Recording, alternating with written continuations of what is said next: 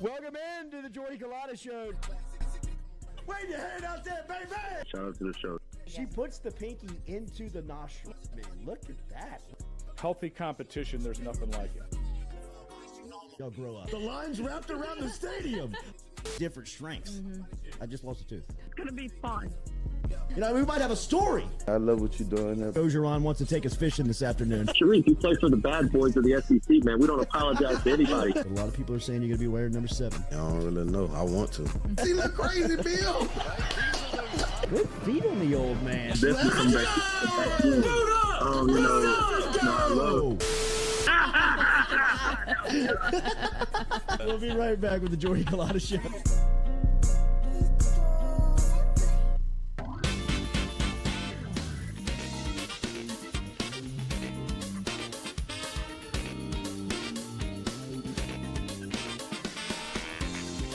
Welcome into a Thursday edition of the Jordy Culotta Show, live here on this Thursday morning on opening day of fall camp for the LSU Tigers. We are well on the way into camp for the New Orleans Saints, and tonight is the first preseason NFL football game. Welcome to football season, people.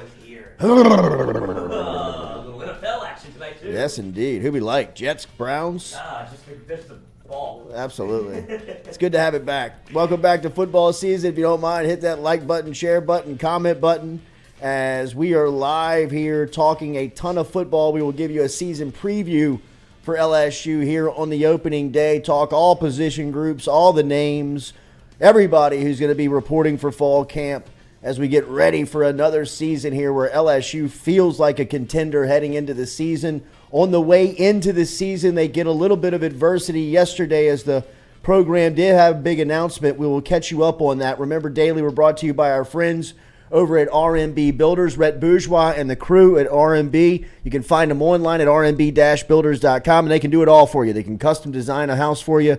They can make some adjustments for you if you want some repairs done around the house. If you want to do an addition, they can help you out with that, with a remodel or a reconstruction. Get in touch with Rhett online at rmb-builders.com or find his work on Instagram at RMB Builders. Make sure and tell him you heard it here on the Jordy Culotta Show. We appreciate his support each and every day. Our phone line is brought to you by our friends over at Southern Regional Medical Center. Saw Charlie Harvey and the crew yesterday, BJ, Ramo, everybody over at Phil's Oyster Bar yesterday eating some lunch. It's good to see the crew over at Southern Regional Medical Center. Same great crew, same great services, real doctors, real solutions. Get in touch with them over at Southern Regional Medical Center. And Jason Ramazan, as we said, a part of that crew over there, also heading up Mr. Fun's Travel as they got a couple of spots remaining. He told me yesterday, give me a nice little push here over the next couple of weeks for to fill up some of these spots. So if you are looking to take off and head to Orlando, there's still a couple of spots available for you over at Mr. Fun's Travel. It's a great way to take in the game. The travel is fantastic. The accommodations, they get you to and from the game. If you need tickets, they can set you up on that. They get you back to Baton Rouge safe and sound. If you want to travel to Orlando to check out the Tigers and Seminoles, get on to MrFunsTravel.com. MrFunsTravel.com is where you can find them online. All right, day one of LSU camp. We also had Saints in camp yesterday. Alvin Kamara was up at the NFL League offices meeting with Roger Goodell on Wednesday regarding his potential suspension for an involvement that he had in a Las Vegas nightclub back in 2022. Dennis Allen had a couple of remarks on that, so we'll catch up on that. But it's LSU's opening day of football camp, and let's get into it, man. Yeah, let's get into it. Obviously, LSU going into this season is going to have a ton of expectation, right? I think that you turn on your TV today, you turn on your computer, you log in to whatever sites that you check out football, college football news, whatever shows you listen to, talking college football. It's not going to take them long to get to LSU. There is a ton of fever right now going into the season. I started to pick up on the buzz. I don't know if you did. If you did, just jump inside of the chat. And look, we'd love to hear from you today as well. What's some of the questions that you have? What's some of the storylines that you have? I know Hayden Paris has been waiting on Savion Jones, who I called a first rounder back when his St. James commitment came. And Hayden, here it is, man. Here's his year. He does have a lot to prove, but he could also explode onto the scene. So buckle up. Savion Jones is a name that we've been hearing about for a while, and it's finally his time. And he's a guy that we did call early, and right now I know I've been getting blistered for it over the last couple of years because it's taken him a while to get on the field, but he's about to play a lot, and he's not going to be a secret by weeks 2 or 3 if he can stay healthy, and hopefully he can stay on the field and make an impact because he's one of those names that we'll watch out for. And we'll jump into some of those stories as we get into fall camp. But just first off, overall on the team, I believe that this LSU football team has all of the essentials to be a contender for a Final Four team. Now, you got to catch breaks. You have to have things go your way. You have to stay healthy first and foremost, right? Like that's like the unsaid. Everybody understands you got to stay healthy, especially in key spots. You can't lose guys like Mason Smith like you did last year. Got to make sure you keep your superstars on the field. And, you know, with all of that kind of working out, I believe that LSU has the formula, the team, the essentials to be a contender. Now, there are question marks going into the season, and my question marks would start at the defensive backfield. And this is stuff that we have talked about, but let's really get into it. When you talk about this defensive backfield, they've got guys.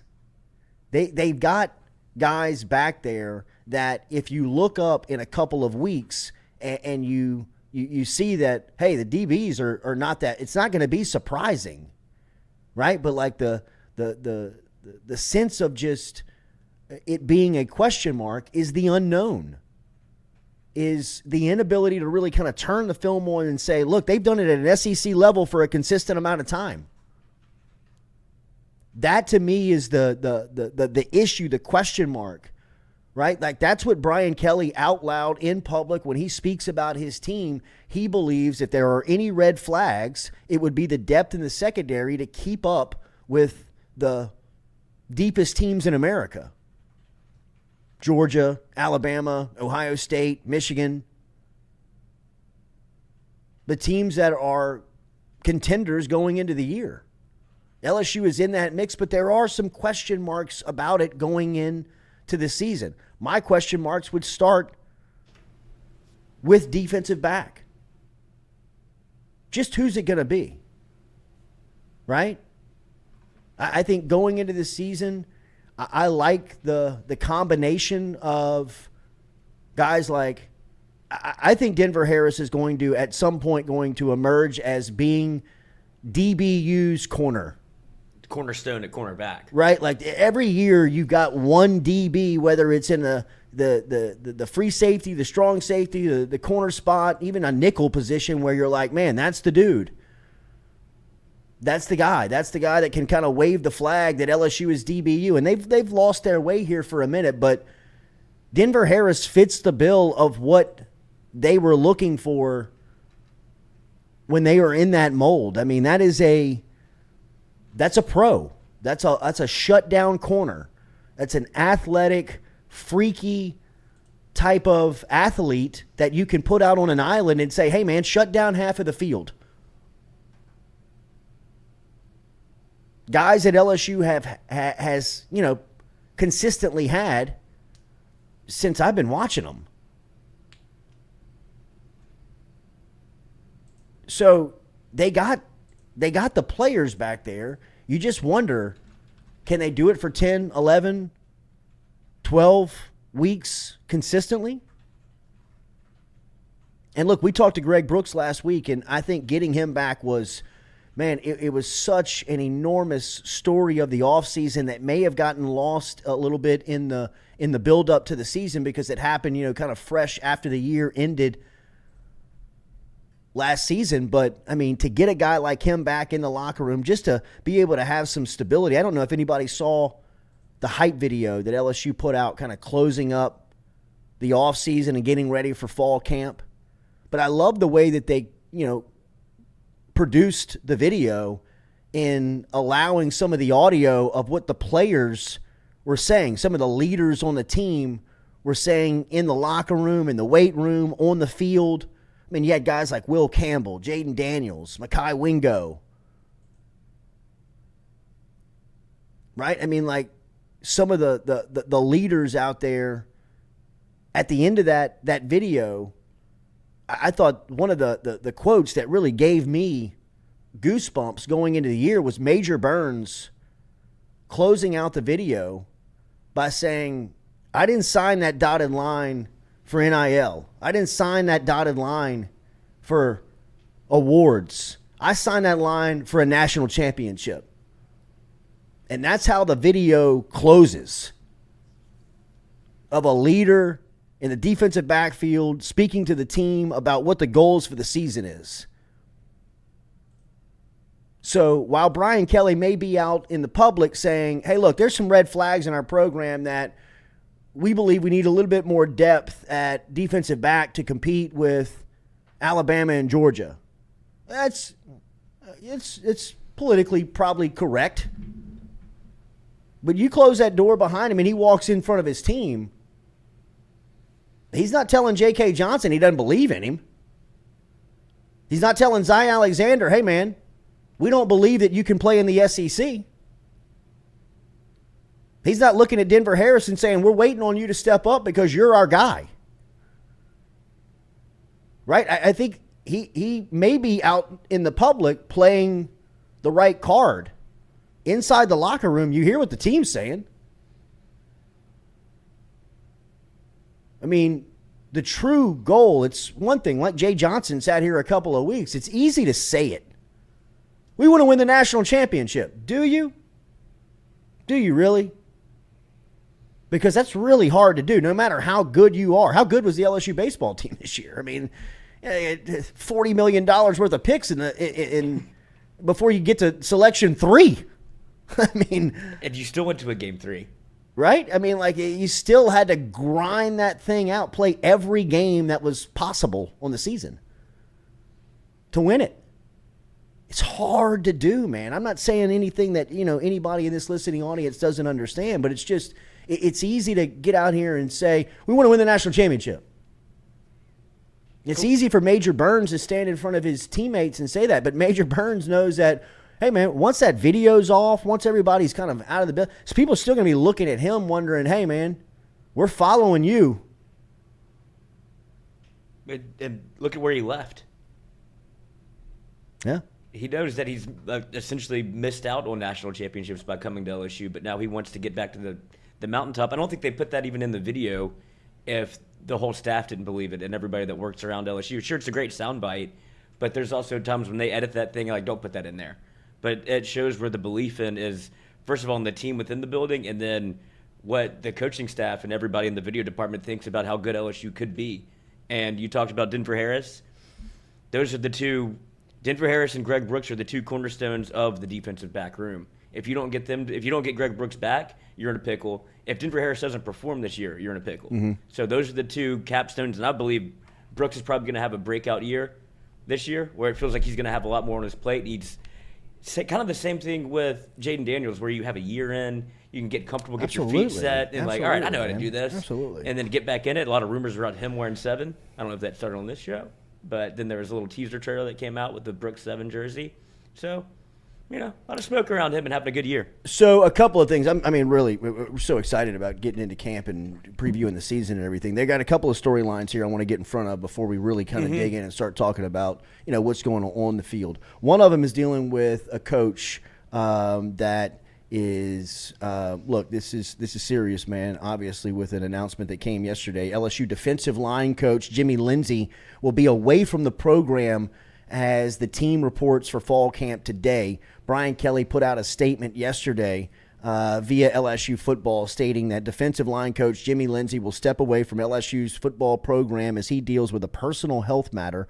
In Coach Lindsay's absence, John Jancic will serve as defensive line coach, and Bob Diaco will be coaching outside linebackers and special teams. Our prayers are with Coach Lindsay and his family as we ask for their privacy be respected. We look forward to his return to the program.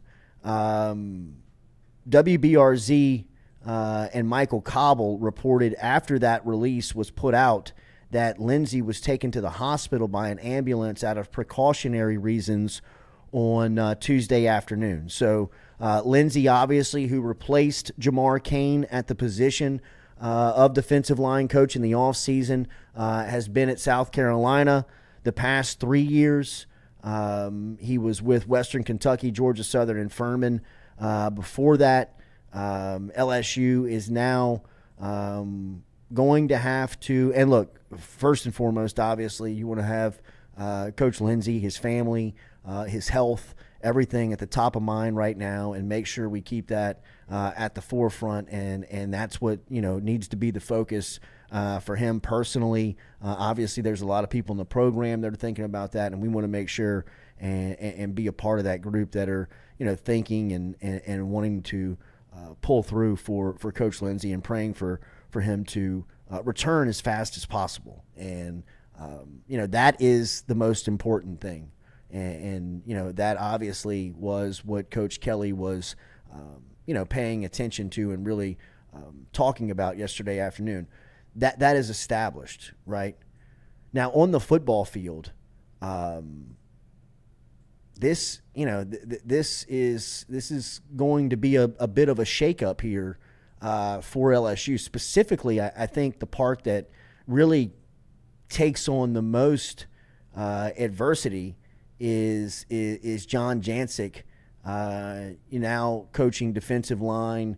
Diaco is going to coach the outside linebackers and special teams now here. The special teams coach and the hiring of that position in the offseason was a major move. That was something that really had to be cleaned up and had to be, paid attention to. And now, the day that camp starts, and look, not that it's impossible. And Lloyd and I were talking about when, before we came on, I recall a similar scenario to this over a decade ago.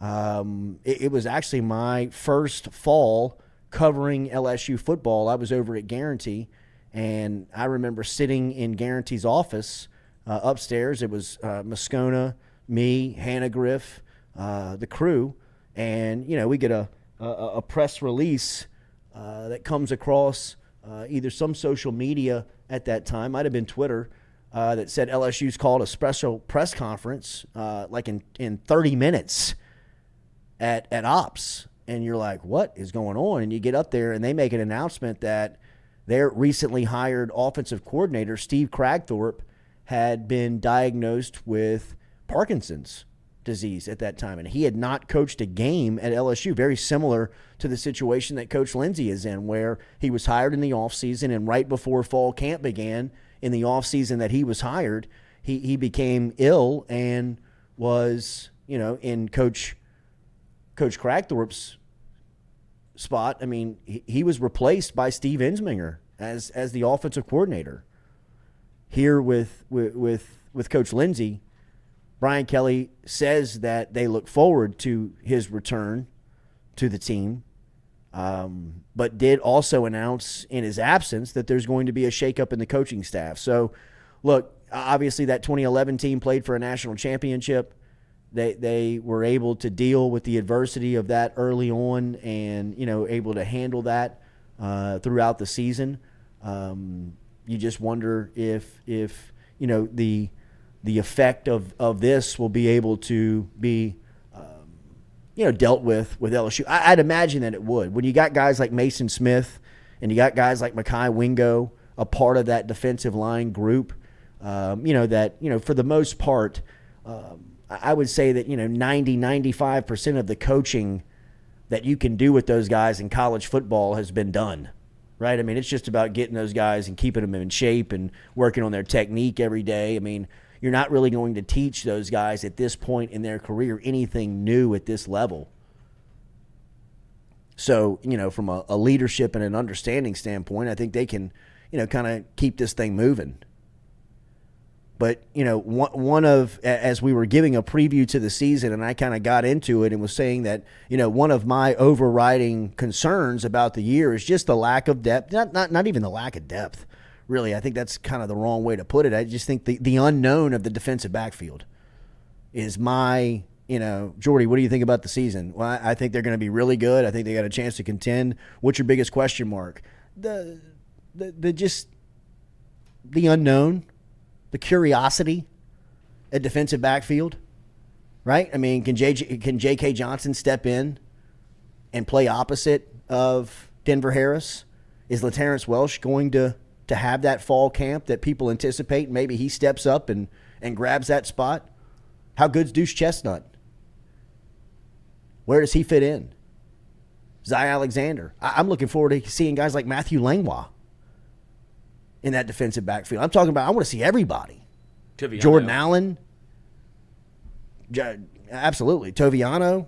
I think he's going to force his way in there. He's going to be too good to ignore when you get to probably the middle part of the season. But on the Jimmy Lindsay front, you have to feel like, obviously it's a terrible scenario. You don't want to have to lose a coach right before camp, and you obviously are concerned about his health. But to have a guy like John Janchik on staff, it's such a luxury for LSU.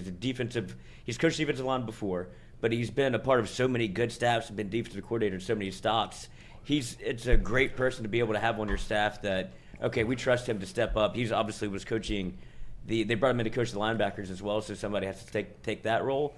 But you feel like they're still going to – it feels like defensive line is kind of self-sustaining at this point. They know what to do. They've been coached up on it, and they're good.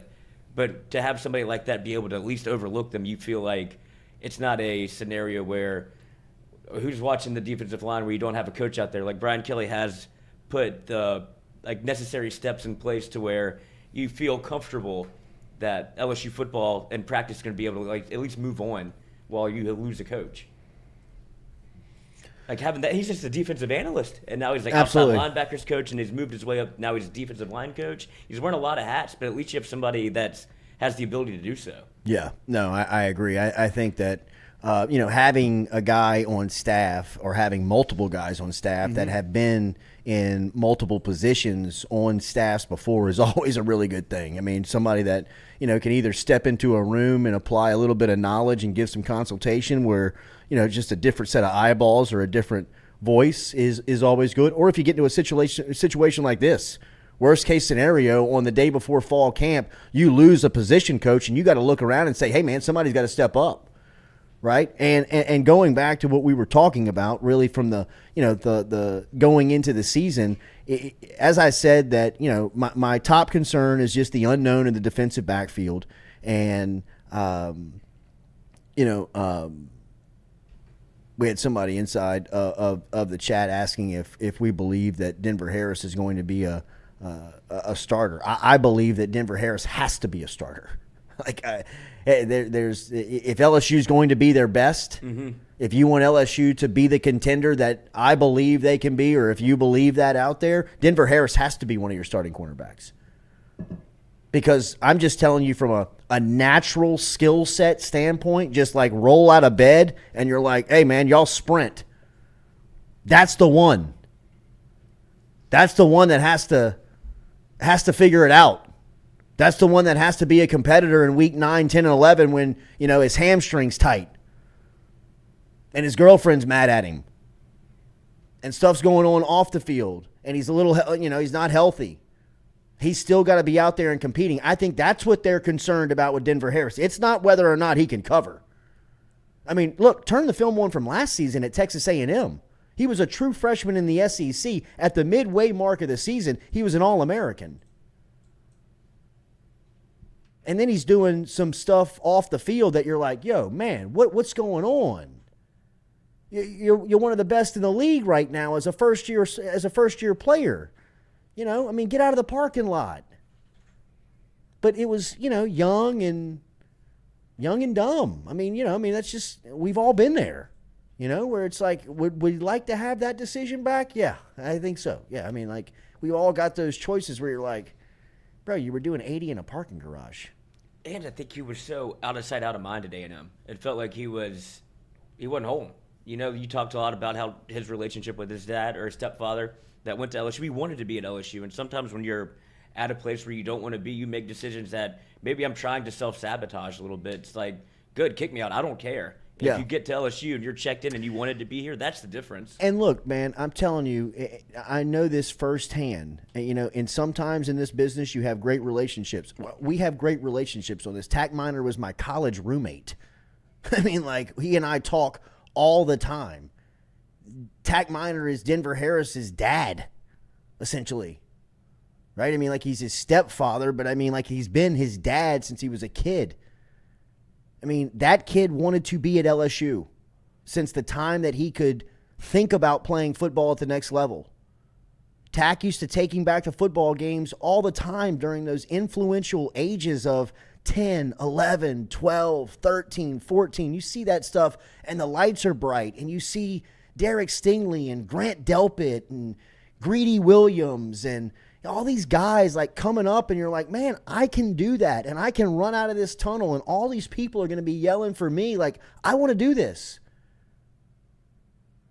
And then Texas A&M comes in and puts something in front of your face where you're like, well, damn, I mean, I don't know if I can turn this down. And the whole time he's there, he's thinking, I want to be at LSU, man. Like, I'm not, it's just how it was. Especially and now he's here. Yes. Right? And that to me unlocks a lot of that stuff that you're like, what are you doing? Right? Where it's like, hey, you're in the right place. You're in the right facility. You're surrounded by the right coaches. You got the right teammates. All you have to do is handle your business, and you're going to be a first-round pick. That's the type of talent that we're talking about. That if he does his work and takes care of his business, in 2 years from now, he's going to be a first-round pick. So you ask me if you believe he's a guaranteed starter? He better be a starter. Mm-hmm. He has to play. If LSU wants to be contenders, if they want to get back to Atlanta, if they want to win the West, Denver Harris has to be a starting cornerback for them.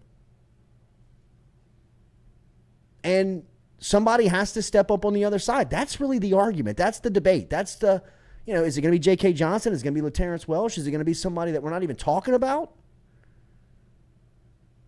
That's why it's just, Coach Kelly calls it a red flag. I would just call it concern.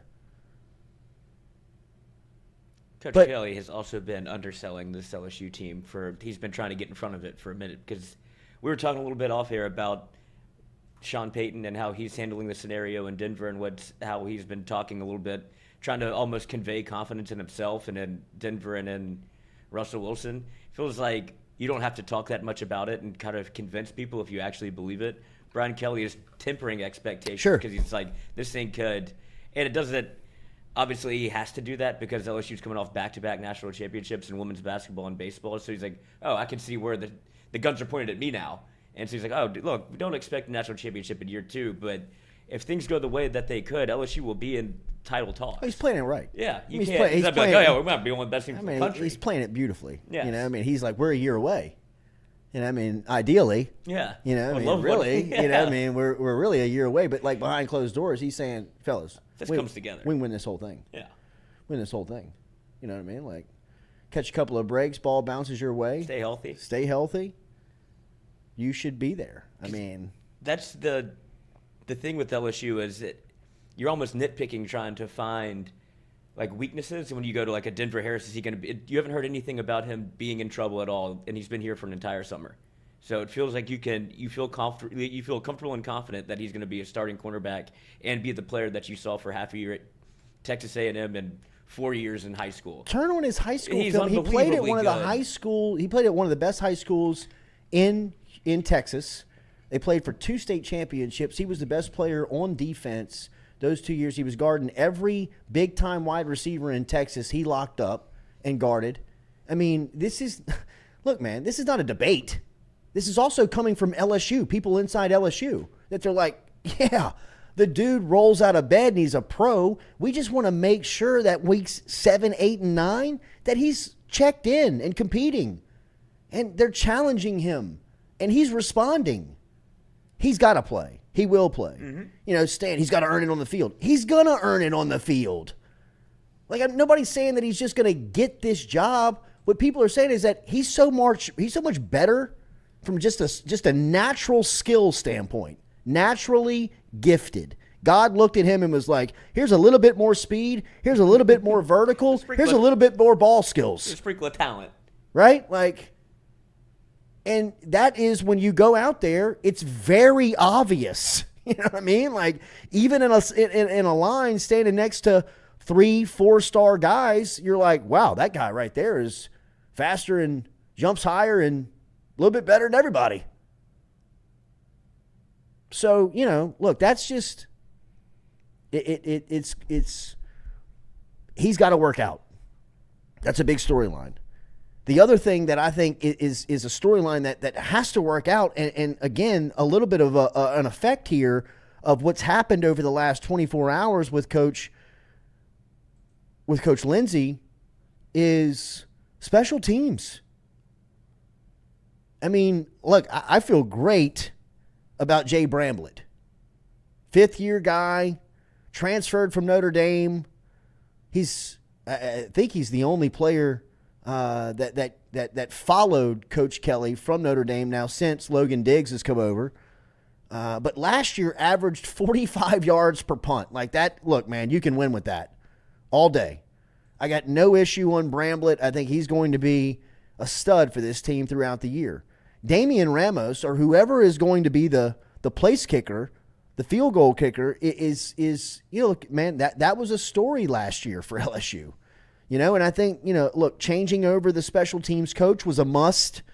That had to happen. That did happen. But now here the first day before camp, the day of camp, adversity at the spot with the coach. Look, Kelly said when he hired and brought Jancic in that it was going to kind of be a village that was going to coach special teams. It wasn't just going to be one coordinator that was going to oversee all of it. He's got guys on staff that have experience of coaching special teams within their past that are all going to come together and, you know, try and figure out a formula. So from that standpoint, it's not as if you lose the whole mess. But there, in my opinion, I think when there is instability at the place kicking and field goal spot, you need somebody focused and zoned in on that every day.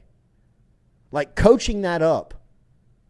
Right? I know when you get to the pros and you go, if you've ever watched a pro practice, I mean, the kickers and punters just like hang out by themselves. No real coaching. They're just kind of going through the drills. On a college campus, there's special teams coordinators that are spending every second of a practice with their specialists. You know what I mean? Like they can't work with the DBs and the wide receivers that may be returning kicks and kickoffs for 2 hours, but they can work with the kickers and the punters and the place kickers and the deep snappers, the specialists. And LSU needs attention to that detail, especially going into the season. Like they got to have it figured out like, hey, can you count on 3 points? Because last year, not only couldn't count on, they couldn't block it, they couldn't snap it, they couldn't hold it, they couldn't kick it consistently. There was just there was no trust there. I mean, that's a great way to put it. There's just no trust. Every time the special teams walked out there, didn't you tighten up? Something happened. You just tightened up. You know, it was like, oh, this could go bad. You know, I mean, like so bad where the biggest blunder of the year came in week 13. I mean, they didn't even know that they had to down a blocked field goal against Georgia. I mean, really and truly, lost you the game. Does Georgia win the game if that doesn't happen? Yeah, they do. But that thing swung when that happened. Like that was like they're like, wow, LSU was in it a minute ago. Mm-hmm. You're about to get points. And instead, you go 7 the other way. It's a 10-point swing. And it took the air out of it. Like, I understand. I don't think LSU wins either. But I don't think they get blown out by 20-plus points. I think you see it. I think it stays competitive for at least the remainder of the half. But that goes to show how important that stuff is that LSU just never got right. And you almost have to restart. It feels like everybody coming into that's on the special teams unit has to relearn and retool, like you saw with Brad Davis in the offensive line. Like whenever he came in, they said, "Oh, he's teaching us a totally different way to play the position, and that we have to learn a whole new skill set." For the special teams unit, the only thing that concerns me is the way that you put that is they have a village. You want to have almost position-specific coach to have to. They had that yesterday when they woke up. Yeah. Right? Like yesterday afternoon when Jimmy Lindsay had some health problems, that all changed. Right. So, look, get man. stretched a little thin. Yeah. I mean, it's terrible timing. It's which is horrible unfortunate. timing. And it's one of those position groups that I'd rather not mess with. Mm-hmm. Just leave them alone. Let them figure it out.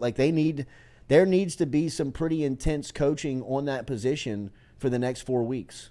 They need to coach that position up before they go to Orlando and before they go into the year.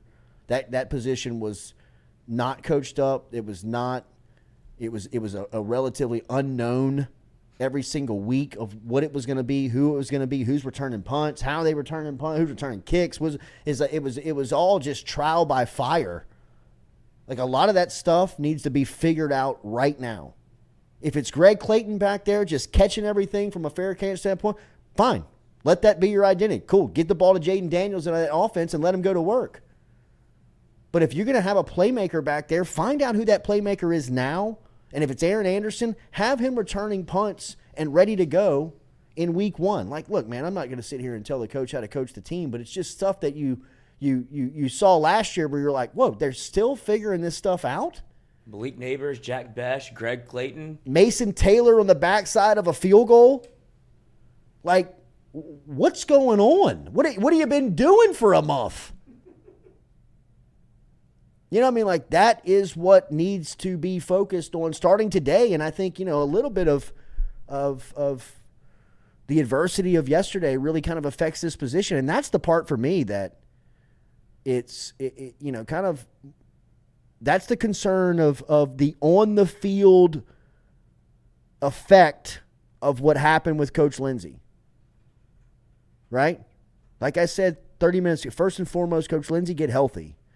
All of that stuff is top of mind and where we are. On the field effect of it, to me, the biggest effect is the special teams department. I just think that's a spot where LSU, man, when you're as good as LSU could be, right? And I believe they are contenders. They sit here today with a legitimate chance to be a Final Four team. I think they could win the West, and if you win the West, you're in. Or excuse me, if you win the West and you get to Atlanta and you win the league, you're in. So I think they have a contending chance to get there. There's going to be a game or 2 or 3 or maybe more that comes down to a kick. And it may not be with 3 seconds left in the game. It may be in the second quarter with, 12 minutes left in the first half.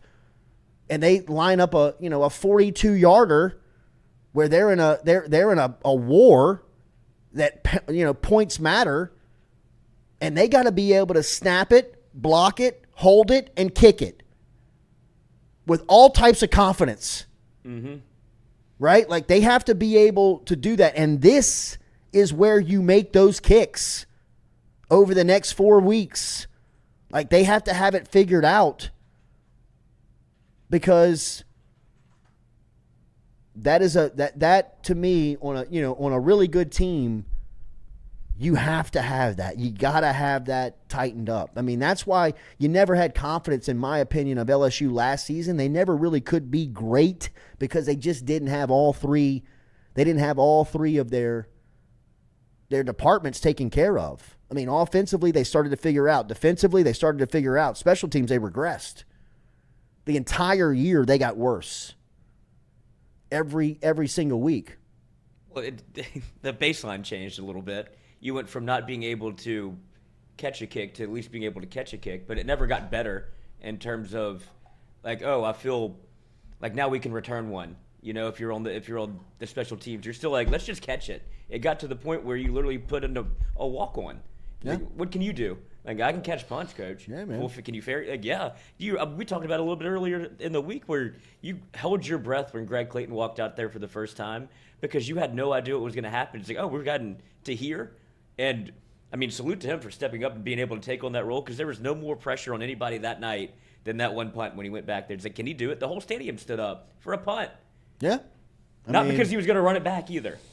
No, I mean, like that's a great, it's a great example of just how bad they were at that position, at that group. I mean, it's not even how bad, it's how clueless. They didn't know who to turn to. Like, nobody repped this. We're going to put, obviously Malik had a situation where you don't want that to happen to anybody. You drop 2 punts in the first game of the year, then you can feel like, I can't put him back out there in that position because I don't want to lose him at wide receiver. Like, I can't risk that in terms of him getting checked out of the game and losing confidence.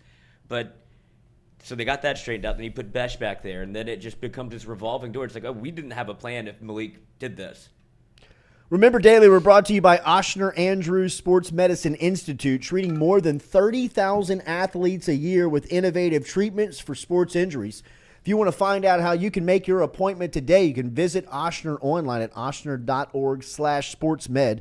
Ochsner Andrews Sports Medicine Institute gets the same medicine care that the pros receive with minimally invasive treatments and quicker recovery times. Online, ochsner.org/sportsmed to learn more about what's going on. Our friends over at Ochsner. Speaking of, Dr. Burnham is going to be through here tomorrow morning. We'll talk a little bit about the season ahead. We'll talk about our partnership and how we're going to be resourcing our friends and our docs over at Ochsner's throughout the year. Specialty injuries. Look, we're not going to be able to speak specifically about like certain players, but if there is an injury that we can focus on, Joe Burrow's calf, there's a calf specialist. There's a leg specialist over at Ochsner Andrews Sports Medicine Institute that deals specifically with calf and lower leg injuries. We will have that specialist on. We will introduce him to our listening audience, and we will allow him to just kind of diagnose what's going on with Burrow, what needs to happen for him to get back on the field, timelines on that, anything specific to the injury. And we'll be able to do that throughout the season. So we're really looking forward to this partnership with our friends over at Ochsner Andrews Sports Medicine Institute. If you want to learn more about them, visit online at ochsner.org/sportsmedicine. All right, some huge recruiting news that bounced yesterday. Before we get back into LSU fall camp preview, this is a little bit dealing with LSU. Yesterday's big recruiting news is that Colin Simmons was going to announce his announcement date, his commitment date. And, like when Billy was here, we talked to Spiegelman about it. We've been kind of texting back and forth with Shea. They were saying, look, if he announces that he's going to commit over the next couple of days, this is a big deal for LSU. There was wide speculation that Colin Simmons was going to take this thing like to National Signing Day, like all the way to the end. And he announced yesterday that he is making his commitment on August, is it 10th or 11th? They're the 10th or the 11th. Either way. It's the 10th. I think it is. I know I've got... It's the same date as Caden Durham, which is very interesting. Also another LSU target. The 10th is a Friday. I believe it is a Friday. Yes, because I know they initially, he was going to, at least in Durham's case, announce it at a game. He was going to do it in their rivalry game. He was going to commit before, but I think he moved up his date as well. So I don't know if they played that, if it's the same scenario, if they're going to do it before a game or whatnot, but if it's a Friday, then that feels like a day to commit, a Friday or a Saturday. But it's more intriguing that they're both doing it at the same time when they both only have one school that has a common interest between the two of them. Colin Simmons is going to make his commitment on August 10th. He announced that yesterday on social media. He announced his final schools are LSU, Miami, and Texas. He said the commitment is coming soon on August 10th. I can tell you that I've talked to multiple sources at LSU, multiple people who cover recruiting, and they believe this is LSU. I have talked to people within both sides of Colin Simmons and people at LSU, and they are like confident that they are going to get his commitment on August 10th. I mean, if LSU can swing, and I've been feeling that they're going to get Caden Durham. I mean, I think you saw Oklahoma. They just extended an offer to the number one running back in the country. I think they're getting the hint. They're starting to catch the news that Caden Durham's, he's going to LSU.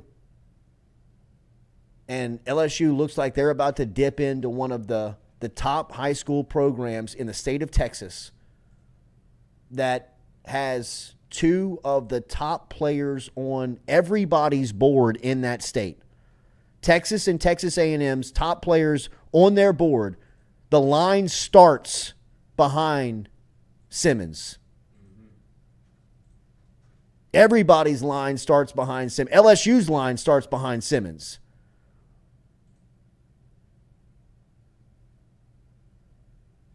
And LSU's about to run up on Duncanville High School and take their top two players. I mean, they're about to get Payton Durham, and by all accounts, from the people I've talked to, like, I feel like real confident that Colin Simmons is going to pledge to LSU. I mean, like, to think about Colin Simmons and Harold Perkins on the same defense just is almost too much to take in with football camp starting today. I can't do it. I can't do that. I mean, that's like Jay Johnson talking about Skeens hitting, just like I can't do this. I can't do this. Can't put myself in that place. I can't get that excited. I mean, it gets so hard. LSU's going to get him. I mean, they're going to get Colin Simmons, and they're going to get Payton Durham. I mean, like, I would be shocked at this point if they don't. What would you compare this recruitment to? Somebody that you go into it, like, obviously LSU has been able to get like a Mason Smith, but he's from Louisiana. It seems like every time they got top defensive line talent, it was from the state. Now they go into another state. I mean, this is Patrick Peterson. That's what it feels like to me as well. I mean, I'm trying to think of the greatest, the best out-of-state recruit they've signed is Pat Pete, right? Yes. It has to be. I mean, Dwayne Bowe. I'm just trying to throw him Jamarcus. Jamarcus was the number one pick in the draft. Yeah. You know what I mean? Like, there's dipped into Mobile to get him. Yeah, I mean, like, there's guys that they went out of state to get that have been really, really good.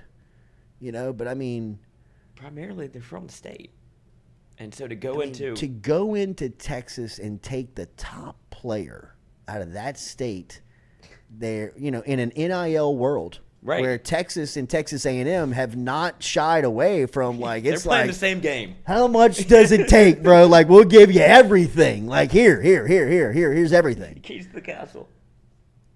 And they get the commitment. If they pull the commitment off of this next week, which, like I said, sitting here today, I'm not the recruiting guy. I don't put crystal balls in. I don't do all those picks and stuff. But I talk to the guys that do. And I also talk to the guys that do the recruiting. And they're all aligned. I mean, like, feet up on the desk type, like, we're getting him. like I don't know if he's like signed something. I mean, it feels good. Spectrum Wellcare, Jordy's jinxing it. I'm not. This is everybody. I'm bringing you the news that's being brought to me. I'm like, you're sure you're that confident? Like, coach, feels good. He's coming to LSU. Like, holy cow! It's getting to the point where they're putting in both Billy Embody and Shea Dixon have put in picks on 3 where they have registered, like, basically crystal balled them or RPM'd them to LSU. When those things start kind of filing in, that's when you know it's. First of all, getting close and kind of getting to where there's smoke, there's fire. Leave me out of it, man. Yeah. Ace Jordy. Yes, Jordy, early calling it feels like a kiss of death. Don't put this on me. I'm just telling you what, like, Shay and Billy are saying. Just reading articles. I mean, those are the recruiting experts. They're the one that says he's coming to LSU. They're the ones that changed the pick. I mean, blame me. Whoever they're getting their information from, it sounds like we're talking to the same people. What a coup. I mean, like what now, look, now it gets hard. Now it gets tough, right? Like, he commits next Thursday. You know, the heat really turns up, and you just got to, you know, hang on for dear life and just get this thing across the finish line. But I mean, there's details out there, there's stories out there that Texas is dirty recruiting Jimmy Lindsay. Like, you know, when you get to desperation acts like that, you must know that you're out, or that you're trying to throw a Hail Mary. Mm-hmm. Right? Like, I mean, look, nothing will ever surprise me in recruiting. The stories that you hear in recruiting, you're like, no way. And you're like, no doubt. So It's worse than you think. Absolutely. So people that are surprised that schools may be dirty recruiting LSU with a sick coach who's going through some health issues, as disgusting and as down low, degrading trash as that might be, there's no doubt in my mind that it's happening. And especially if schools like Miami and Texas feel like they're losing out on on maybe the number one player in the – is he the number one player in the country? Or just the number one player at that position? Like, where does he rank? He's the number 4 player nationally, number 1 edge rusher. Okay, in so Texas. if you lose a top 5 player and the number 1 player in the state of Texas, you're going to do some desperate things. So, the fact that they are dirty recruiting against Lindsay, like some stories have been told, it's disgusting. But what it tells me more of is that they know they're losing. And just so we're not a jinx, the RPM recruiting prediction machine from On3 has Texas at a 47.7% clip. LSU is in second with a 34.4% clip. I love it. And his lead recruiters are John Janchik and Matt House, so it has nothing to do with Jimmy Lindsay. Like he wasn't making the phone calls. Still your position coach, but it's not going to affect the recruiting at this point. Yeah.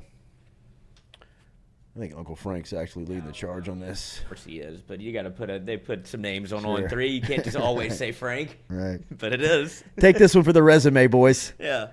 Janchik, welcome to the staff. Here's the number 1 player in Texas. Go get him to sign this. It's done. I don't need any more credit. Incredible, man. Incredible if LSU can dip into Texas and take Caden Durham and Colin Simmons on the heels of what they're doing in state.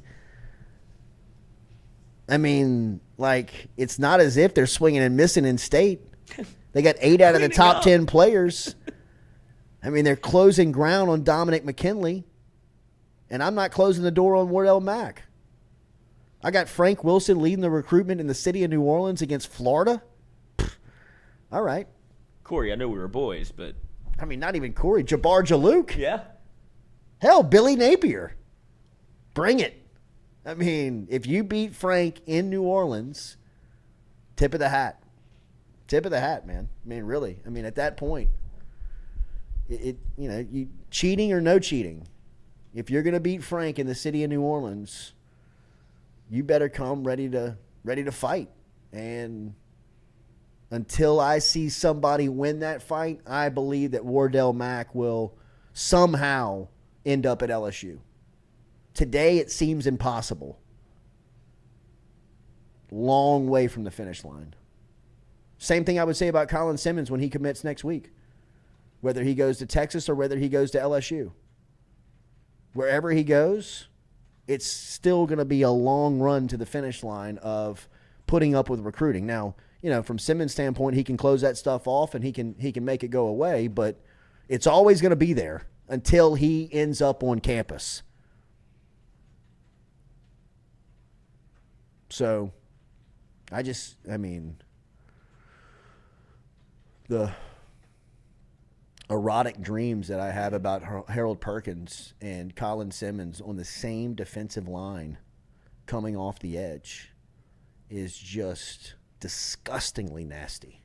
I mean, I didn't know my mind could dip in to such erotic, nasty football Porn. viewership. But with the possibility of putting Colin Simmons, who bends and gets off the edge like Von Miller, really and truly. I heard Billy Embody give the comparison to Von Miller earlier this week. Check out what Von Miller was doing his first couple of years with Denver, where he was nearly unblockable off the edge. And look at Colin Simmons. And what really is the comp, the part that looks so similar, is their ability to play about this far off the ground. I mean, they are so low. I mean, you hear football coaches scream it from the time you get off the bus until they blow the air horn to close practice. Low man wins. Low man wins. Get leverage. Low man wins. Low man, get your pad level low. Get low. Colin Simmons is 6'5" and plays at almost 4 feet tall. I mean, his ability to bend his body and get off of the edge, he's unblockable in high school. He is like, you can't even get your hands on him in high school.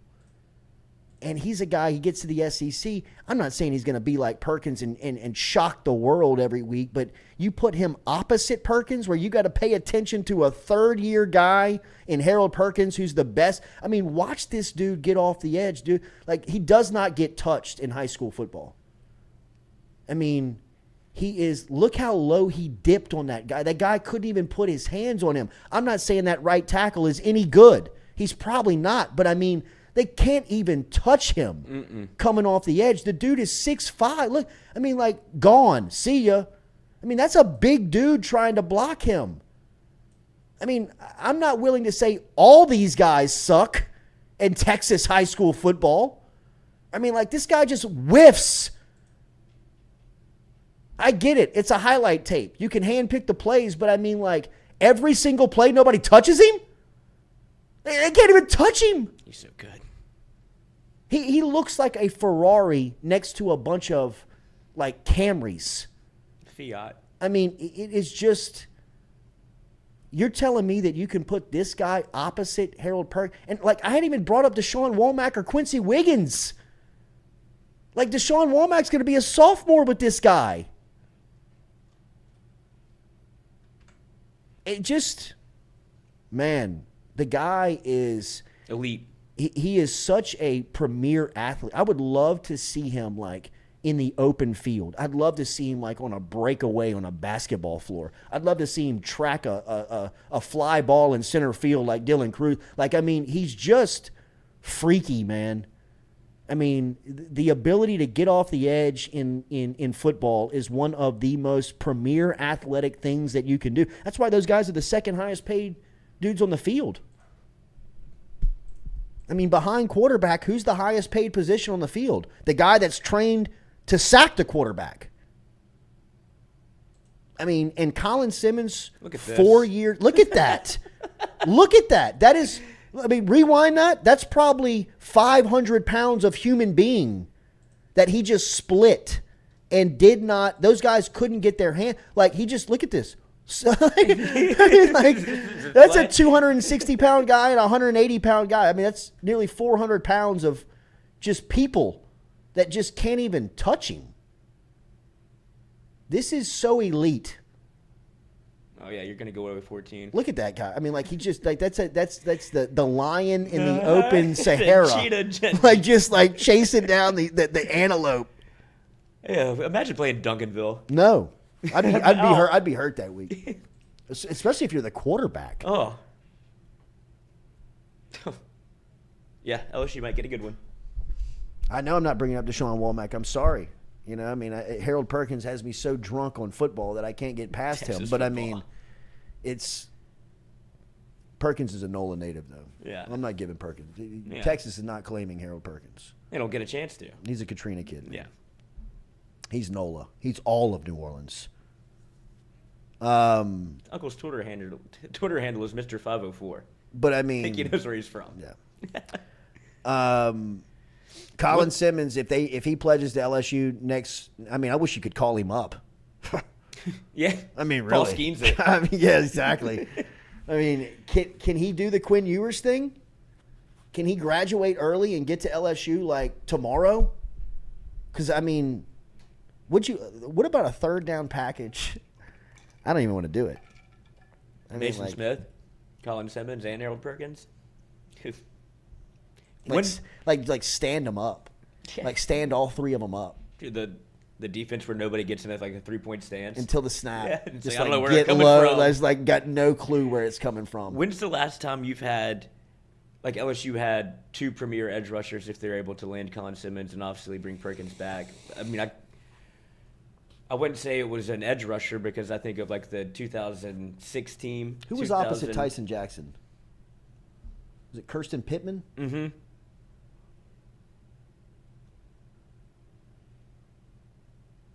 Marcus Spears and Marquise Hill. Yeah. Those were probably the two best that I've ever seen at LSU. Because when you start stacking them like that, it just becomes that's why LSU was so dominant. I mean, Spears was you could do so much with Spears. He was so versatile. You could put him down. You could stand him up. You could, you could do. You look at the national championship. You know, pick But six. those two, Sam Montgomery and Kiki Mingo, Mm-hmm. Hunter Fournette, that's a good one. Yeah, probably so. Those are probably the two best. If they land Simmons and have the ability to put him opposite Womack or Perkins, that would be the best. It'd be the 2003 defensive line. I guess where you would have Deshaun Womack and Colin Simmons in their second and third year. Yeah. Womack potentially in his third year could be B.J. Ojulari. And then you've got Colin Simmons in his second season, where I'd imagine at that point, he's college football's he's probably going to be going into his second year. He'll be in front of every magazine. What a coup if LSU can dip into Duncanville and grab their two best players. A lot of people in the chat are saying there's a 2024 5-star wide receiver that LSU is apparently On Duncanville? Mm-hmm. Yeah, he was here this past weekend. Yeah. And a 3-star corner that they say is going to blow up. I mean, Not a bad- Duncanville. What's in the water? Lord, man. I want to go watch them play. All right, hour 2 coming at you. Come back with us. Katie's Restaurant. Remember, Katie's, our friends over at Katie's. My man, Scotty Craig and the crew, they're doing it right, man. They are embracing football season. They got 5 new TVs over at Katie's. They got new Sunday hours that they're staying open for. Their new Sunday hours are 10 a.m. until 6 p.m. So if you want to pregame at Katie's, you can. If you want to postgame at Katie's, you can. If you want to skip out on the dome and you just want to go watch the game over at Katie's, it's a great place to do it. They just added 5 televisions, so go over and check them out on Iberville Street. Been around since 1984. Great menu, great service, great people, man. Our favorites, Katie's Restaurant down in New Orleans. Check them out, katiesinmidcity.com. katiesinmidcity.com is where you can find them online. We'll be back hour 2, more LSU football preview.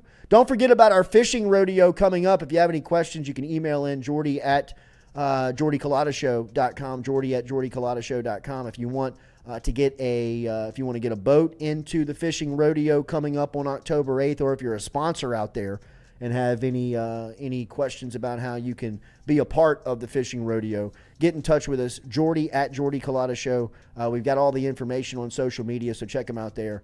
Looking forward to our big fishing event coming up on October 8th. Back with more Jordy Culotta Show after this hour 2, built by R&B Builders.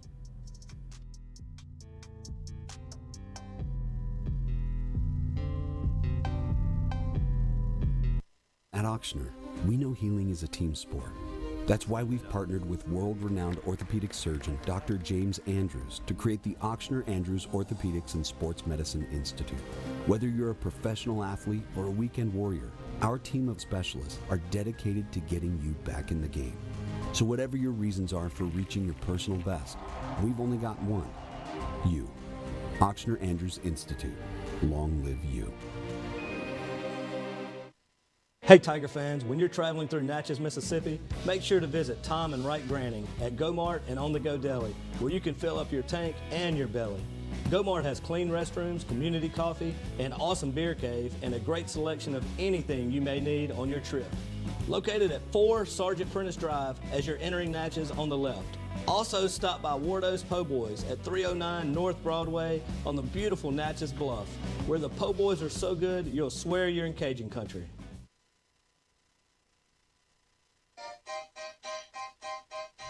Hey fellas, it's Jordy Culotta for my friends over at Men's Total Health.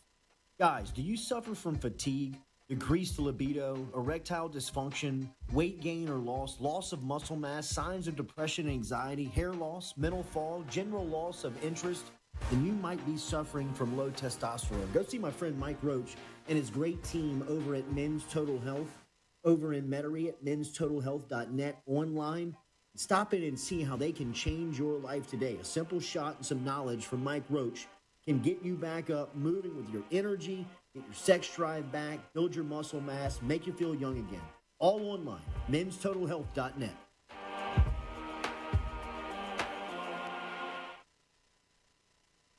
Red Stick Sports, a local staple in Baton Rouge to all sports fans, was founded back in 1981 and has remained a family business for over 40 years. Today, they still have the great selection on the floor, but they're also a leader in custom apparel for businesses, sports teams, and other groups. Take it from us, everybody over here at FM Digital Media. They help us out with all of our apparel. Let them help you out today. Go ask for Cody over at Red Stick Sports. Check him out online at redsticksports.biz. We're all from different places and backgrounds. We've each experienced our own versions of life, but in the end, we're all on the same team. I'm part of that team, along with these players in purple and gold. Kayshawn Buddha, Malik Neighbors, Miles Frazier, Kyron Lacy, Greg Brooks. Whether on the field or in the courtroom, your team matters. So join our team. make a difference. Bet. Let's get it done. The Jordy Culotta Show is brought to you by A-Bears Lawn Maintenance. Commercial or residential, A-Bears Lawn Maintenance is ready to work. A-Bears can tackle all your homeowners association requirements. Call Blake at 225-485-8022. A-Bears Lawn Maintenance. In a wreck, Gordon McKernan Injury Attorneys is ready to go to work for you. Come meet your team. I'm your intake specialist. I coordinate your case and connect you with your attorney and paralegal. That's us, your legal team. Thanks. And we'll fight to get you every dollar you deserve. I'm your settlements and disbursement manager, and I'm here to get you paid on time. I'm attorney Gordon McKernan. Put our team to work today. Just call us. Get it done.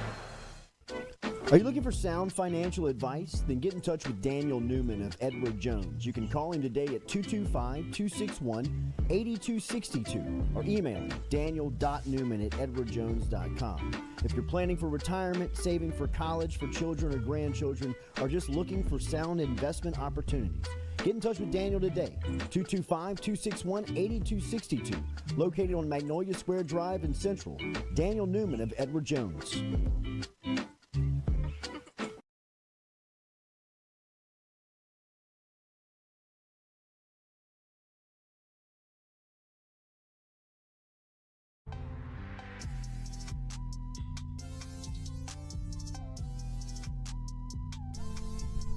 All right, welcome back. Hour 2, Jordy Culotta Show is always powered and built by our friends over at RMB Builders. Get in touch with Rhett. You can easily do that just by searching him online at rmb-builders.com. Don't forget, we're moving the studio here over the next couple of weeks, so be patient with us as we are going to start the build-out on Monday over at Click Here for the new studio. And, man, I can't tell you how fired up I am to get over to Click Here.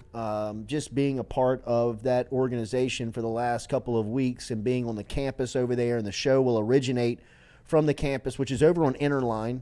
It's in between Drusilla and Airline on Interline, right next to the interstate. It's actually the facility that we will be coming to. Our new studio will be actually facing the interstate, so we're going to have some possible signage that we'll have facing I-12 over the next couple of months that we're talking about. But more than that, it really is just the team that is around us at Click Here. I mean, there's 120 people on the campus of Click Here Digital every day. And I'm telling you, I blow people's minds when I tell them about the new job and where I'm working and what's going on, and just that Click Here Digital exists in Baton Rouge, that it's here. I mean, the top digital marketing company in the state that handles a ton of automotive clients. It handles a ton of legal clients. It handles the most reputable in all of their fields. I mean, you see that Hendrick Motorsports. I mean, that's the #1 automotive group in the country. They own over 100 dealerships. Click Here Digital Media has been running their digital marketing campaigns for over a decade. You know how hard it is to last in that industry for a decade with somebody? You got to have attention to detail. You got to have the right people on it. You got to have the right plan in place. You have to have the right amount of humility to say, hey, this is not working. We need to change this up and have the client trust you. That's where Click Here Digital is with their clients. Been in business for 30 years, and we will now be working alongside all of these talented people, man. I mean, there is a creative department. I was telling Lloyd this.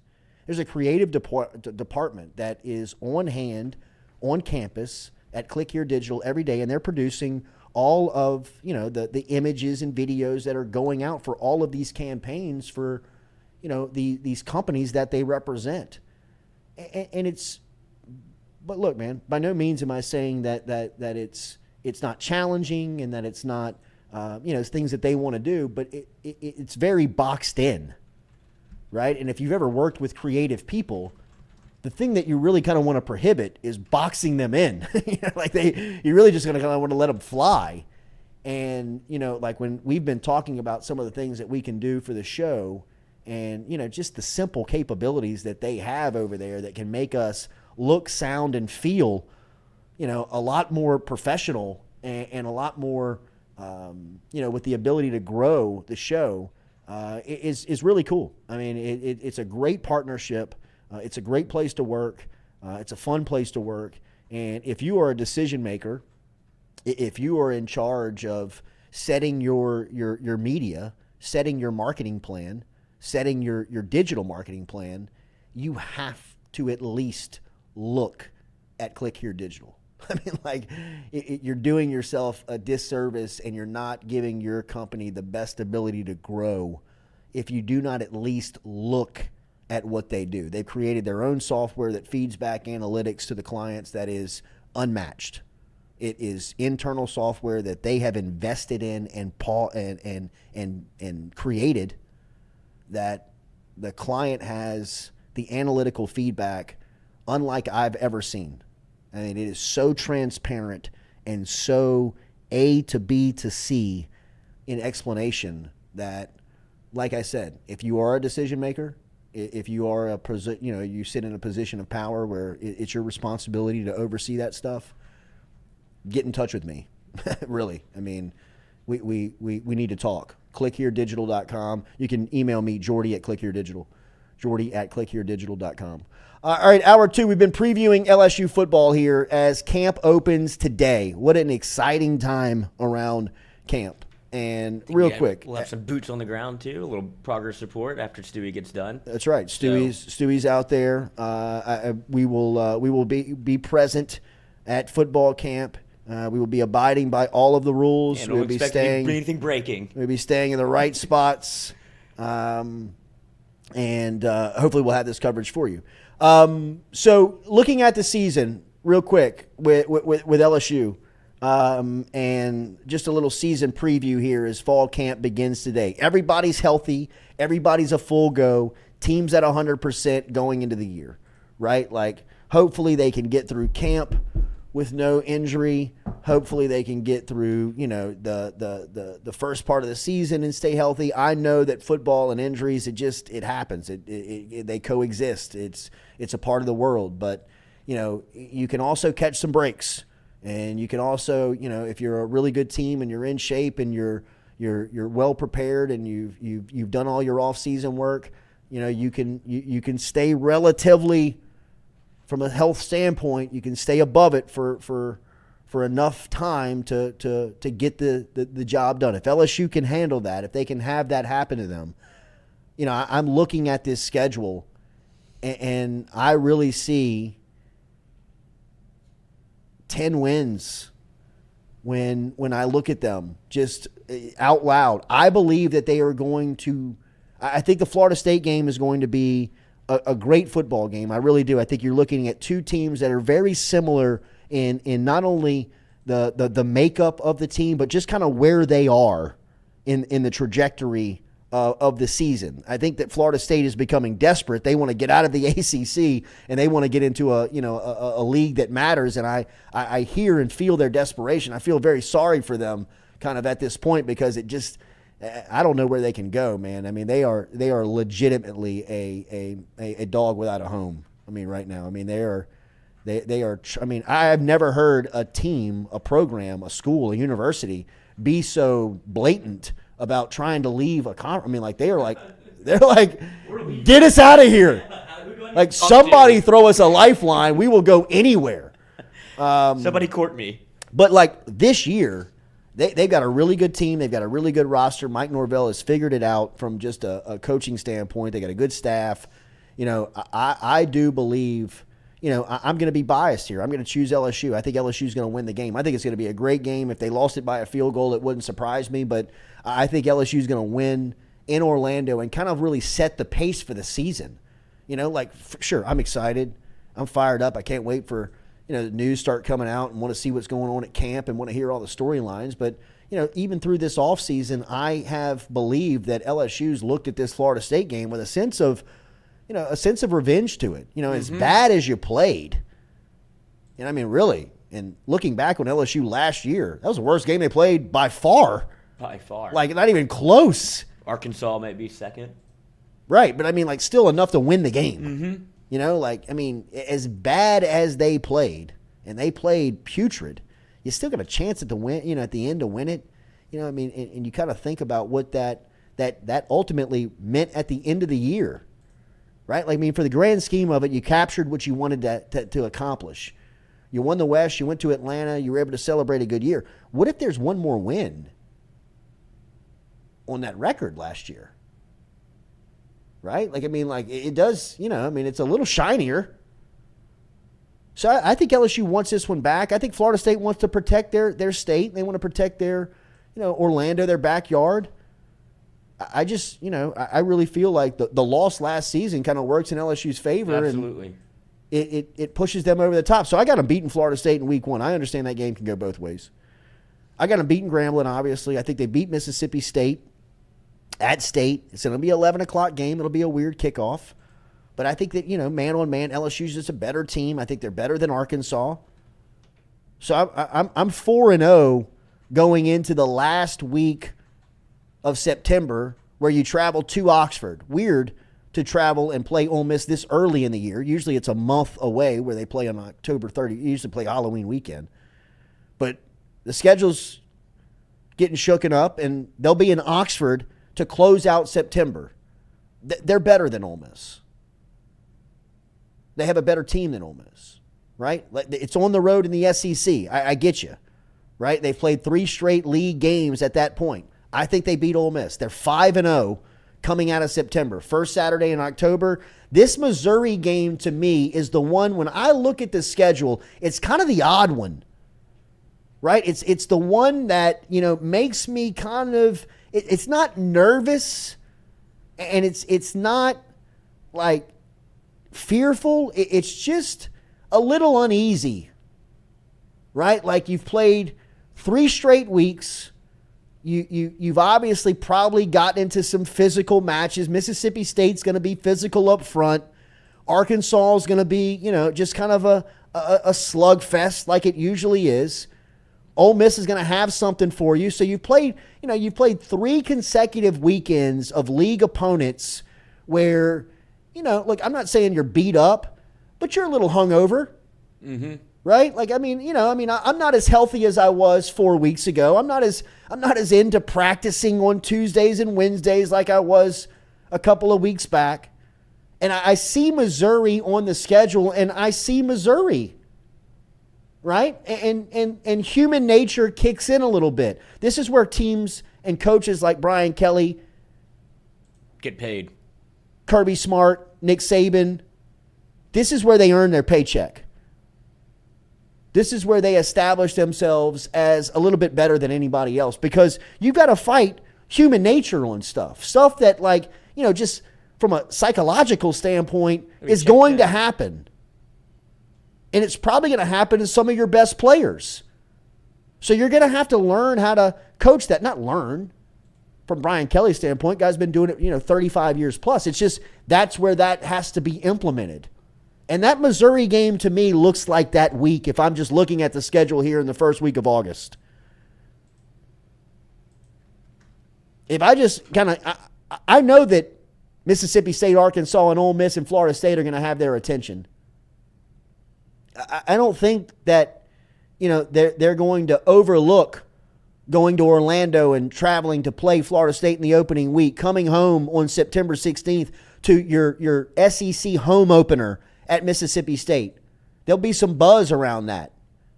That'll be a nice buildup in the week of a home game. Then you make your first road appearance in the league. Or excuse me, your first road appearance in the league is at Mississippi State. Your first home game is the next week versus Arkansas. So just flip-flop the mindset. You're traveling for the first time to Mississippi State in the league. That's going to have your attention. You're coming home to play a league game for the first time all year. That's going to be a big buzz to it, going to be a big build-up to it. Everybody's going to be, getting ready for that game and talking about it and ready for it. So you'll be locked in that week. If I'm just outside looking in, you're going to Ole Miss the next week. Lane Kiffin's going to be all in the media, all on social media. I'm sure he'll be saying stuff about Walker Howard. I'm sure he'll be playing kind of with Brian Kelly. That game's going to have your attention. Right? You're not going to want to go lose to Lane. You're not going to want to allow Lane to get out there and run his antics up. You're traveling in the league again. Walker Howard's on the team. People are familiar. It's going to have your attention. Missouri, October 7th, you've been playing Mississippi State, Arkansas, Ole Miss. Missouri's Missouri. They've only been to Columbia one time. That was the day Miles Brennan had the freak injury. It's a place you're really unfamiliar with. You're a better team. Man on man. That's the game on the schedule, I believe. You just got to watch out. I'm not calling it a trap. Not saying that they're going to get upset. Not saying that that's a loss. Just saying watch that spot. Watch that spot, man. Because Missouri is going to be amped that LSU's getting off the bus in Columbia. And they're going to take their best punch.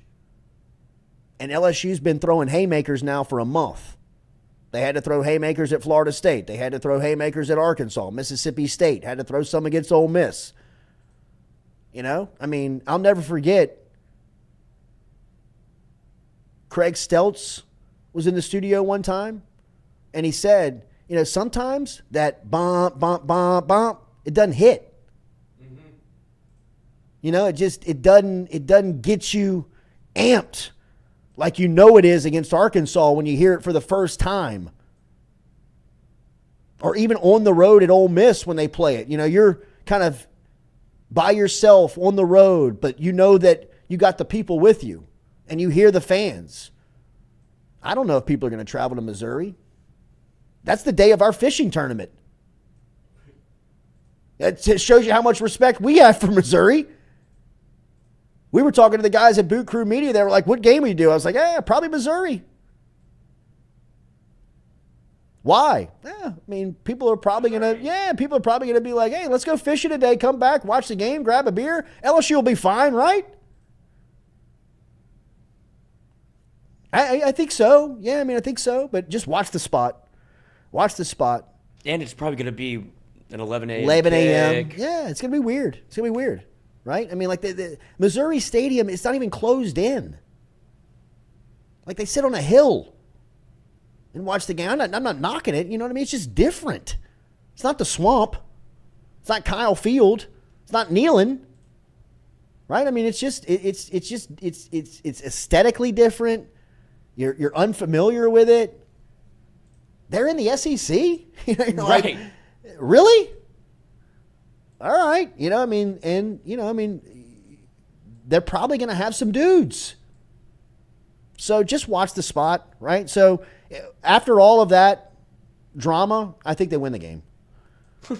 So I've got them 6-0 coming home to face Hugh Freeze and Auburn on October 14th. Now, hopefully by this point, Auburn and Freeze are a little beat up because they do lack depth.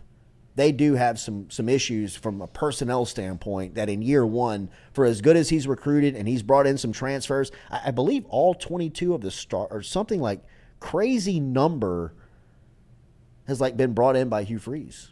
like through the transfer portal, flip some guys late in recruiting. I mean, man knows how to do it. Hugh's working, man. He's getting it done. So, I don't want to overlook Hugh Freeze. In year one, in the middle of October, I think that's a tough road trip for Hugh and Auburn in just year one. Look, 2 years from now, a year from now, this thing's going to, it's going to turn into a heavyweight fight every single year again because, they've got a guy that's going to get it right. In year one, there's still a lot of work to be done to go take on a team like LSU who's got they've got a championship contending roster. Yeah, best case scenario for Auburn is they have a year like LSU had last year where I don't think they can probably get to 9 wins or 10 wins if you count the bowl game. But I think that they're going to be highly competitive in every game. You're not going to see the Auburn of old. It's going to be Hugh Freeze has pretty much gotten them to a point where – because what are the two things when you look at the schedule that three things. You know that Alabama's always going to be good. But when you look at two specific teams, Ole Miss always is going to have an offense. Hugh Freeze has always had an offense. Mm-hmm. So that's two things that you have to know that you're going to prepare for where you look at what was Auburn's identity last year? They didn't have one. And so now it's actually Hugh Freeze should make you nervous that he's in the SEC because, well, I guess the schedule changes whenever you don't have a permanent opponent anymore. But for him to have to play LSU every year and LSU have to play Auburn, that's going to be a real game again. Yeah, no, I agree.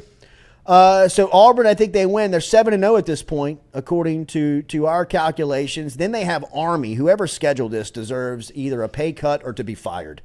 Really, whoever put Army in the middle of the schedule for LSU, after Auburn and 2 weeks before Bama, deserves, to lose privilege. Who did this? The only saving grace is that Army is not the Army of old. Who cares? They have changed they modernized their team. That's fine, but it's still Army. I don't care. I want to see Louisiana Tech here. Yes. I need to see, somebody that Georgia State, who's, a couple of weeks Monroe, from this game. Come on down. Yes, somebody. Army is not who you want to play, but like you said, Army is going through an identity switch.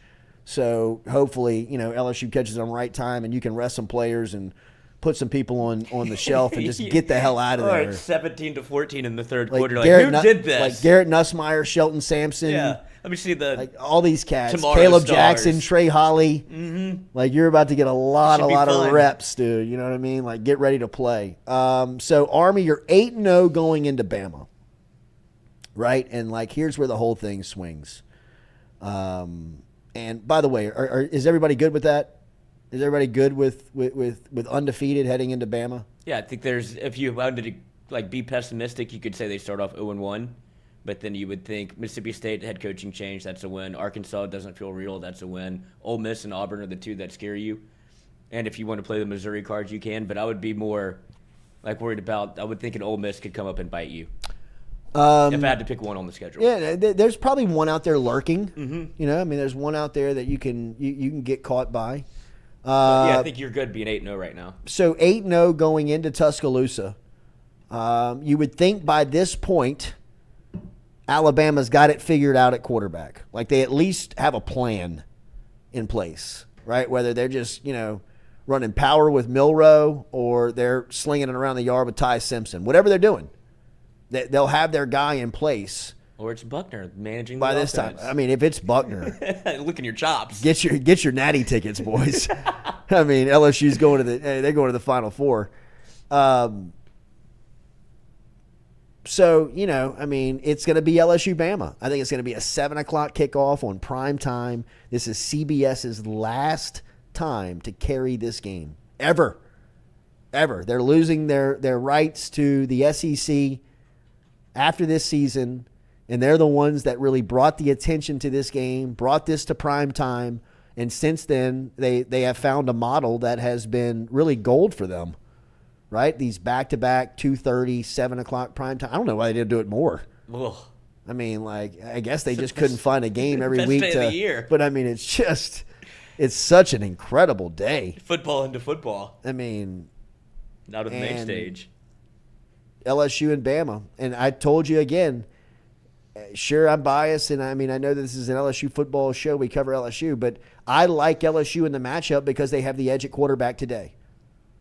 Now, the week of the game, it could be a different debate. It could be a different discussion. It could be a different buildup because maybe LSU or maybe Alabama's got it figured out by that time.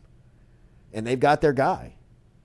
But as we talk here on the first week of August, LSU's got a better quarterback than Alabama does. Who's got the better roster? I think it's a flip of the coin. I think it's debatable. Who's got the better coach? At this point, it's debatable. And if you give me that scorecard, if you give me that card every week or every year to play Bama, let's fight. Finally. Like, let's do this. Finally. You've had one hand tied behind your back for 10 years in this game, and you find more than 10, a decade plus. You've been playing this game and hoping for magic to happen. Really. Yeah. I mean, seriously. You need a miracle. Fake reverse, chewing grass. Joe Burrow showed up. You know, I mean, it just, whatever. Eric Reed making one-handed interceptions on the goal line, falling on his back. I mean, you know, missed just field goal after missed field miraculous plays. Last year, LSU lined up and beat Alabama. They beat them. They can do that for the next decade plus if it stays as is. If Saban wants to stay there until he's 90, let him do it. If Kelly wants to finish out this 10-year contract, let him do it. If these two guys are going to go back and forth at one another in recruiting, in scheming, and on the field, then Alabama knows they have to beat LSU 365 days a year. They have never had to do that. They have never had to worry about LSU, but only in a 2-week buildup to the first Saturday in November. They didn't sweat them in recruiting like they did now. They don't sweat them on the field like they do now. They don't sweat them in preparation like they do now. And even Saban going up to Capitol Hill with Sankey last week, looking across the table and seeing LSU there, had to be at least a little sign of, man, another example of LSU's back. They're here. To feel like the boogeyman. Because nobody knew it better than Nick Saban. That Absolutely. If you do it, look at where he continues to try to pull recruits from. Absolutely. And he's finally, they Saban may have gotten it right. There is too many. Saban has called LSU the best job in America. I know people that Saban still talks to, and Saban, over the decade that he has been, he's just known that you have to have the right person, right? Like, I mean, there's so many distractions. Get away from you. That in being LSU's football coach, right? I mean, like there's cautionary tales that we can obviously look at over the last two coaches on what some of the temptation is of that seat, right? Like, I mean, Saban was like, man, this place is a monster. You got guys like Ed Reed and Reggie Wayne and Cordell Stewart an hour from here, and they're going to Colorado and Miami? How the hell's that happening? Well, I mean, the coach has been more worried about chasing skirt than pulling recruits. I mean, Curly Hallman and Jerry DiNardo didn't have it figured out. And not to say they were into the same thing as Ogeron and Les was, but I mean, there's just, DiNardo started a restaurant. I remember people telling my stepfather the night we went to DiNardo's for the first time that is now Ruffino's. I remember somebody walking up to my stepfather and I when we sat in DiNardo's. This is in 1994. This is in 1996, 97. And somebody saying, he's done. You can't run a restaurant in this town and coach the football team. Because as soon as he starts losing on the football field, people are going to start saying, well, if he spent less time in the restaurant, his team would be winning. And sure enough, as soon as his team started losing, people started revolting against the restaurant where Ruffin had to step in and buy it. I mean, they were like, who does everybody love? And they're like, well, everybody loves Ruffin. They're like, well, put his name on the sign because they want to kill DiNardo. Nobody's coming in here anymore. He had a preseason top 5 team. By week 3, he was unranked. Selling his restaurant. He couldn't sell a string of spaghetti.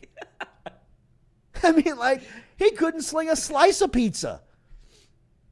You know, people are like, you're done, man. Pack it up.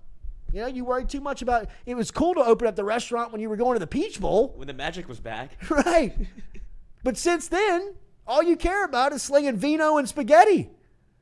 You can't figure out Cecil Collins, Rondell Mealy, and Kevin Falk. Pack it up. Right? I mean, like, Curly Hallman was practicing them 3 times a day. I remember, does anybody remember they had a bumper sticker that was all over town.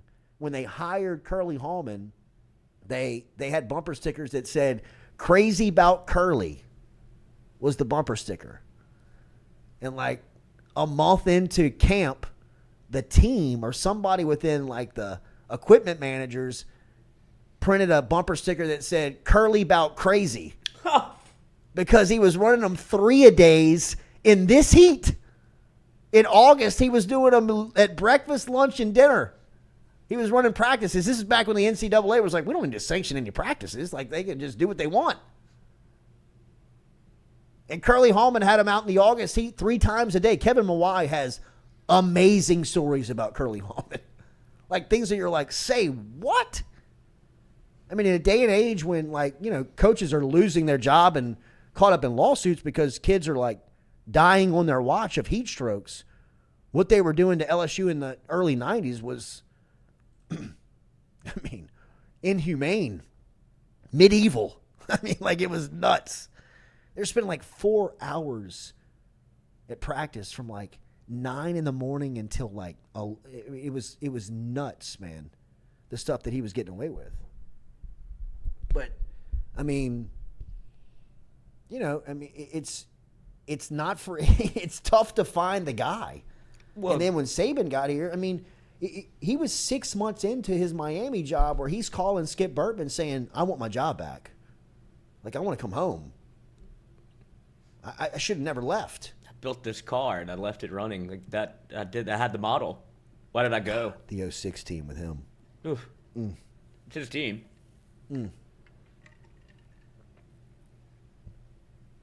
But, I mean, you know, and Saban now knows 20 years later, you know, I mean, fighting through sexual allegations and, you know, the coach not evolving. You know, trying to fight the fans.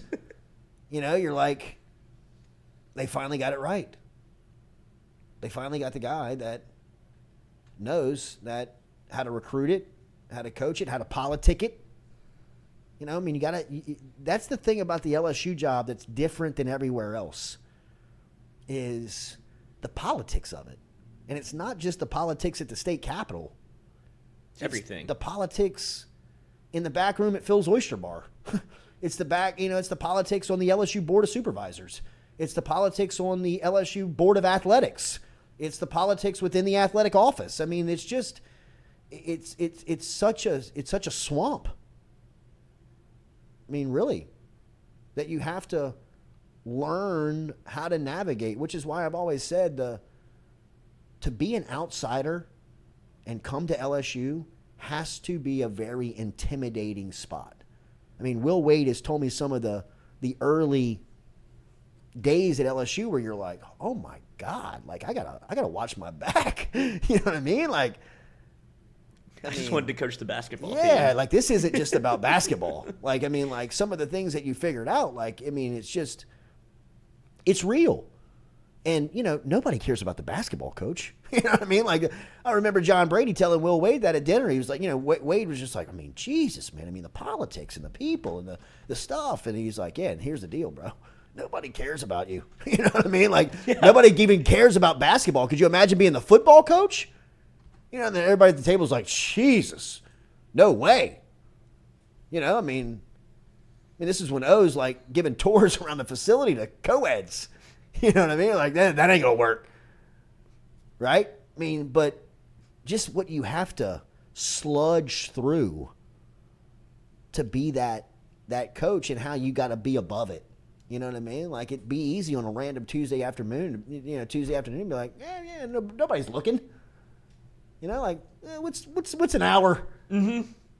You know, I mean. It's the off season. Right. But everybody knows who you are. Maybe one more jog on River Road, my shirt off, see if I can't swing somebody. Attract something. Little box run. See if I can't bring a couple of bees in with some honey here. You know, I mean, it's just. But that's the other thing of the job is everywhere you go, you're going to get noticed as the LSU football head 100%. coach. Like 100%. even as Orgeron, for as much as he did to get the attention, absolutely, it would have been notable if he was running with a shirt on. It'd be like, oh, that's the coach 100%. exercise. You could have had a hat on. Yeah, you could have. I mean, you know, like you could have tried to hide, and then you would have been noticed. You know, I mean, everybody knows where you are all the time. Somebody's going to notice you. Right. And if you can balance that, you know, I mean, if you can fight through that, right, navigate through it. Well, at the end of the day, if you've done your job, then you've got a hell of a football team. You know, like if you've done the job of being LSU's football coach, which is recruiting the state, getting the best coaches, bringing in the best administrators and staffers, you've got all this budget, you've got all these facilities, you've got all these resources that are sitting right here. Just manage it. That's what I asked Brian Kelly. Is this football Camelot for you? I mean, like, have you, like, look, you got to be like, oh, my God, this is as good as it gets. I didn't know it was like Like, this I was down at here. Notre Dame wearing coats and ties and having to go to meetings and talk to boosters and talk to priests and talk to all these people. When all these people care about is just winning football games. I mean, did you remember his answer when he realized that the state had, like, qualifying high schools? Yes. I mean, like, he was like, I don't even know if he meant to be as disparaging as he was, but he was just like, what he ultimately said was, I thought Louisiana was filled with a bunch of dumbasses, yes. and when I came down here and realized it wasn't, I was shocked. I mean, like, he was like, I was floored. Such a backhanded compliment. It was such a backhanded compliment. I mean, it really was. And the greatest part about it was, like, he didn't even know he was doing it. He thought he was being so nice. You know, which was, I get. You know, like, I as an outsider to the state, that's what he Fan thought. boats and gators. Yes. I mean, like, I remember my first week working at the Wrigley Field Radio Network in Chicago. Some girl asked me, do you take a P-Row to work? You know, like, I'm like, no. Like, what do you mean? Like, you're like, oh, that's Louisiana. Like, no, it's not. You know, like, I mean, that's the perception. Like, even from like a young 20-year-old intern to a 55-year-old successful head football coach. You know, he's like, I had no idea. That's just what I heard. I can't believe how many people can complete a sentence.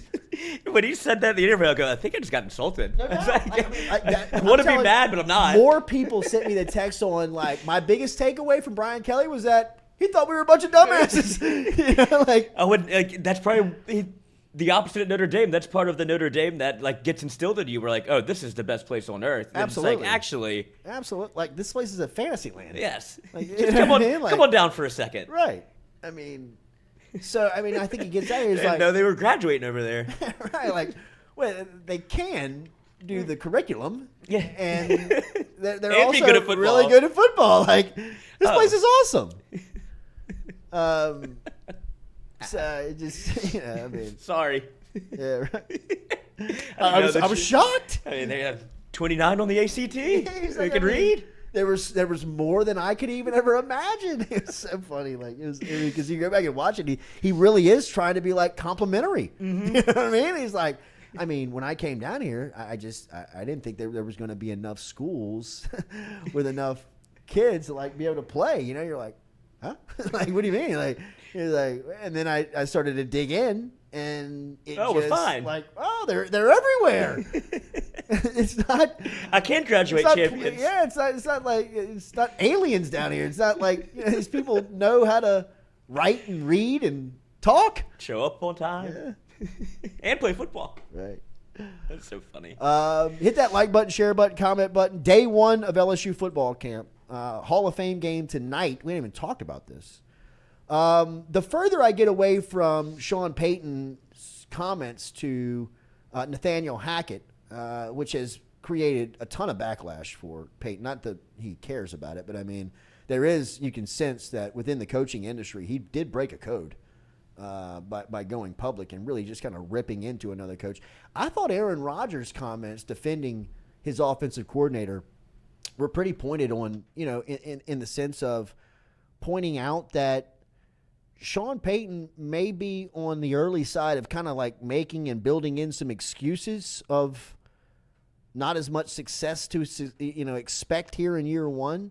Denver lost a couple of receivers last week, one that went down with a knee injury and one that is hurt as well. They've got a couple of guys out at that position, and you hear Payton talking about Russell Wilson. And even yesterday I was listening to a couple of cut-ups. I was listening to Colin Cowherd's show on Fox Sports. He was talking about him and Sean Payton now have a good relationship. Payton worked for Fox, lived out in L.A., Hurd does his show from Fox Studios in L.A., and Payton would be a regular with him over the last year and just talking football. I mean, it was really a good segment if you ever caught it. I mean, it was Sean Payton kind of opened up, and he didn't know if he wanted to get back into coaching or be a media member, so he was really kind of embracing the media stuff, and he's fantastic at just talking football. Mm-hmm. You know what I mean? Like when he just talks, he's like a scientist talking about science. I mean, the way he breaks it down, very easy to explain, very easy to understand. I mean, he's just, for as much as he probably could talk over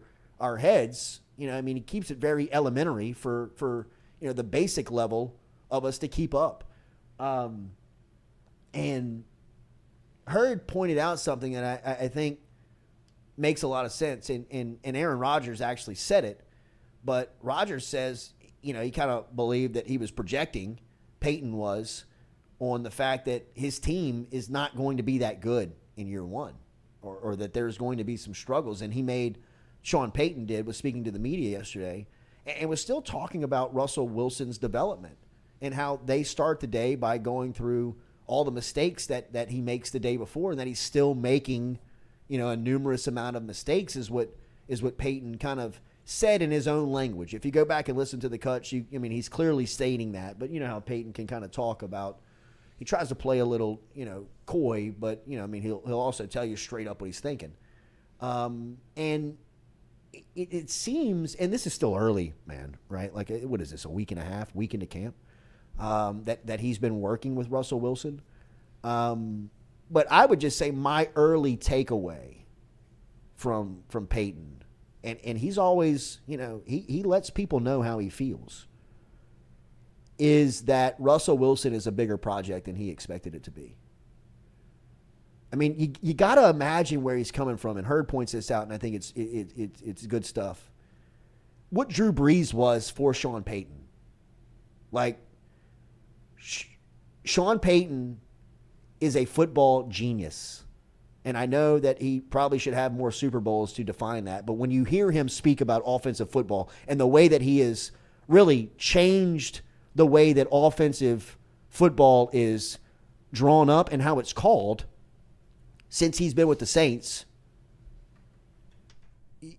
you understand what I'm saying. I mean, he is a football savant when it comes to offense. And Drew Brees was the great